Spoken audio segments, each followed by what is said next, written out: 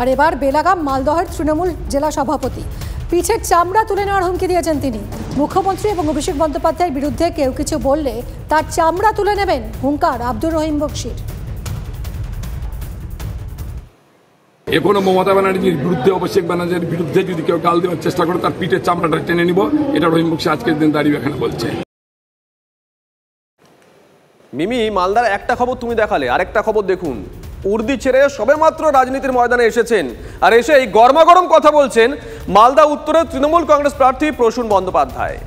BJP কেন্দ্রীয় বাহিনী দিয়ে তৃণমূল কর্মীদের ভয় দেখালে চুপ করে থাকবো না, কমিশনের নামে ভয় দেখালে চুপ থাকবো না, 19 আর 24 এক নয়, বাড়াবাড়ি করলে স্তব্ধ করে দেব, এমনটাই হুঁশিয়ারি তার গলায়। শুনুন। যদি ভয় দেখায়, আমার নাম প্রসূন ব্যানার্জি, मैं हूं ना। দেখুন না, নির্বাচন সদনকে বসে রাখতে হবে এখানে, এই স্কুলেই ভালো করে জল টল মা বোনেরা আপনারা দিয়ে দেবেন, ওদেরকে কোনো অযত্ন করবেন না, ওরাও চাকরি টাকরি করে, কোনো যত্ন করবেন না, শুধু বলবেন প্রসূন ব্যানার্জি খেলতে এসছে। বুটের দপদপানি AK-47 SLR দিয়ে কিছু লাভ নেই, ডাকছি ঢুকবে আধ ঘন্টার মধ্যে, বুঝে নেবে, সব গ্রেনেড বুঝে নেবে, আইন কানুন অবজারভার বুঝে নেবে। সুব্রতোষ আমাদের সঙ্গে রয়েছেন, আমাদের সহকর্মী সুব্রতোষ। প্রসূন বাবু একজন শিক্ষিত মানুষ, কয়েকদিন হলো রাজনীতির ময়দানে এসেছেন, তার মুখে নির্বাচনের আগে এইরকম হুমকির সুর, মানে এটা কি কোথাও গিয়ে পয়েন্ট বাড়ানোর চেষ্টা?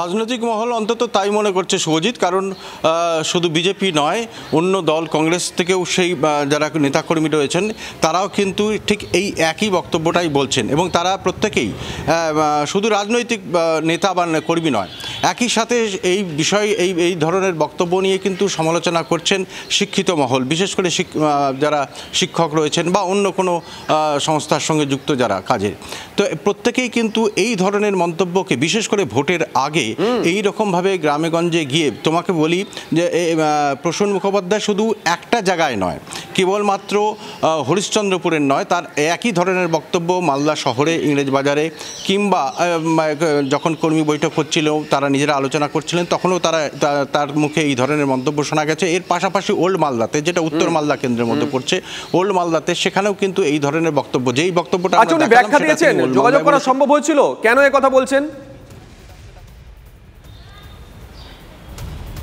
তার সাথে যখন কথা বলা হয় তিনি এই বিষয়টার উপর জোর দিচ্ছেন যে তিনি প্রসূন বন্দ্যোপাধ্যায়, তিনি প্রসূন ব্যানার্জি, এই নামটাই অনেকটা গুরুত্ব রাখে।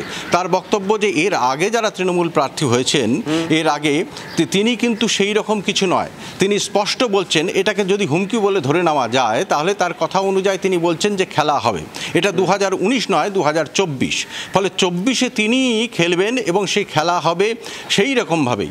তো আর আমি জানি না সুব্রতোষ, জানি না মাঝে মধ্যে যখন আলোচনা হয় না যে শিক্ষিত লোকেরা কেন রাজনীতির ময়দানে আসছেন না, তাদের বেশি করে আসা উচিত, তারা আজকে এই ছবি দেখে এই বক্তব্য শুনে লজ্জা পাবেন কিনা যারা এই কথা বলেন। নজর থাকবে আমাদের। খগেন মুর্মু তিনি কি বলেছেন শোনাবো, ব্যাক টু ব্যাক শোনাবো। সৃজন ভট্টাচার্য এই প্রজন্মের রাজনীতিবিদ, তিনি কি বলেছেন?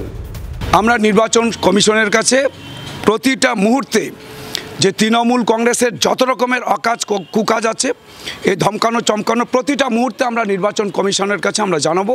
এবং যিনি আজকে এখানে ধমকাচ্ছেন তিনি ভয় পেয়েছেন, উনি ভাবছেন ধমকালেই বোধহয় সব ঘরে ঢুকে যাবে, এটা মনে করেন না যেন।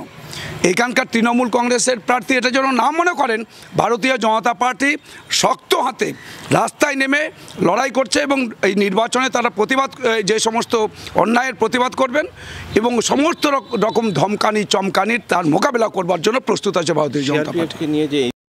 হ্যাঁ, এই ভদ্রলোক এতদিন পুলিশ ছিলেন, এখন পুলিশ চোরের প্রেমে পড়েছে। ইনি হঠাৎ এসেই এত গরম গরম কথা বলছেন কেন? এমনিই তো প্রচুর গরম পড়েছে, এইসব বললে মানুষ ঠান্ডা জল ঢেলে দেবে। হাবভাব থেকে মনে হচ্ছে নায়ক সিনেমার অনিল কাপুর হতে চাইছেন। ভয়ে একটাই, মিস্টার ইন্ডিয়া সিনেমার অনিল কাপুরের মতো উবে না যান। শুভেচ্ছা জানাচ্ছি, ভোটে লড়তে নেমেছেন, ভালো করে ভোট লড়ুন। এতদিন এনারাই পুলিশ হয়ে তৃণমূলের হয়ে ভোট করিয়েছেন, এখন যদি গণতন্ত্রের পথে চলেন খুব ভালো, আদারওয়াইজ কিন্তু চাপ আছে।